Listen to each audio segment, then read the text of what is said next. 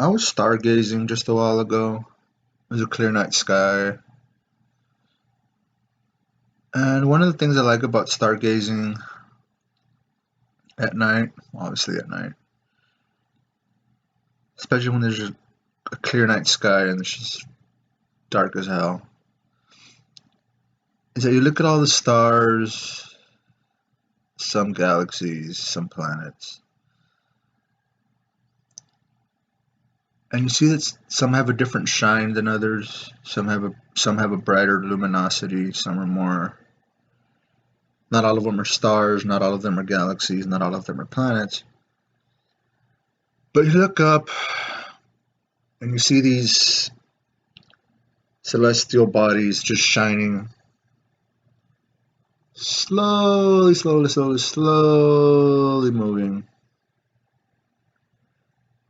And you realize the problems that we have or that we think we have in our lives aren't really problems, but just more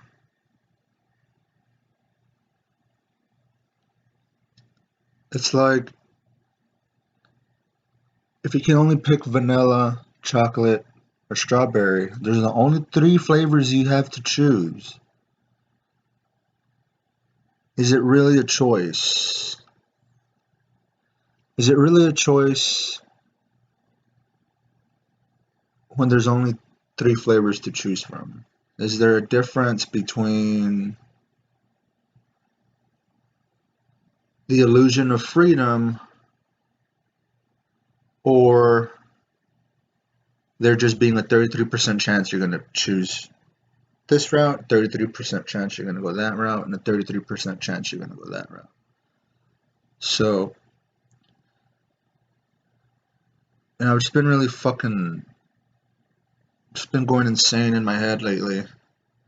And insane people with the ability to think for themselves, insane people in real life and on the YouTubes, which have kind of merged into one because we're all in the Google verse. It's funny how 10 years ago it was kind of a joke of just Google it, Google it.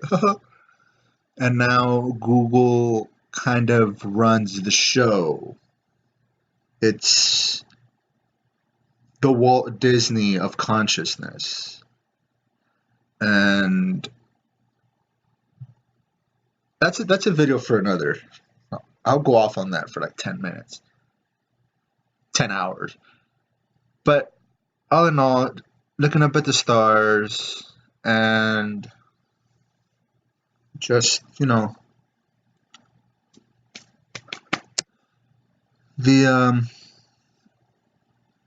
problems that we think we have in our head in comparison to people like Nicholas Copernicus or Galileo Galilei, Isaac Newton,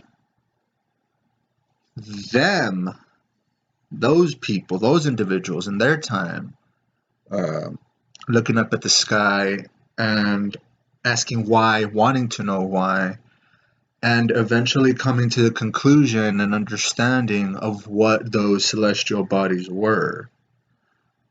Those were fucking problems.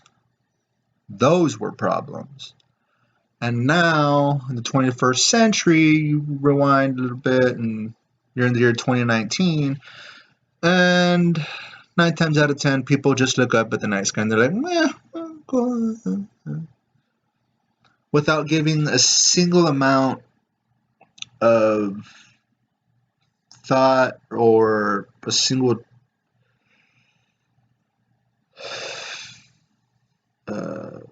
even just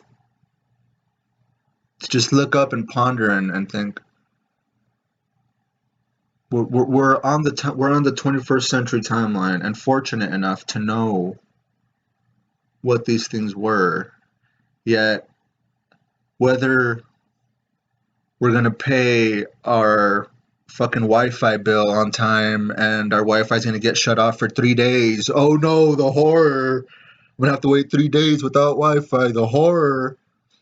Those are our problems, and they're nothing in comparison to the problems of our forefathers, who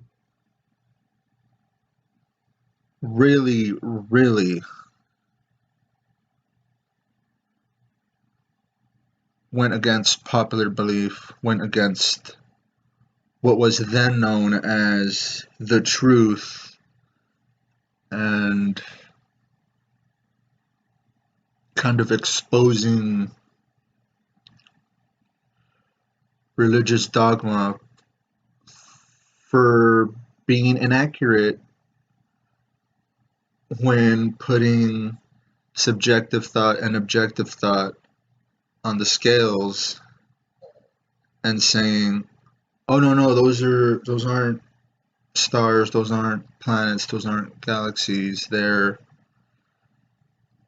ornaments that God and Jesus put up there. So when we die, we're either gonna burn in hell for all eternity or go up there with Jeebus." Um, and for people like Copernicus and Galileo and Isaac Newton, for them to go against that train of thought and to have the balls and the intelligence to do it, those were problems. These problems that we're facing now within our own little head in the 21st century aren't problems. They're just they're Mickey Mouse hurdles, and sometimes they may seem like these huge, gargantuan, fucking monstrous problems, but just fight through that shit. We have to fight through that shit, and just not so much aim for the light at the end of the tunnel, but the light that's up in the sky. And remember why. Remember why. Remember why.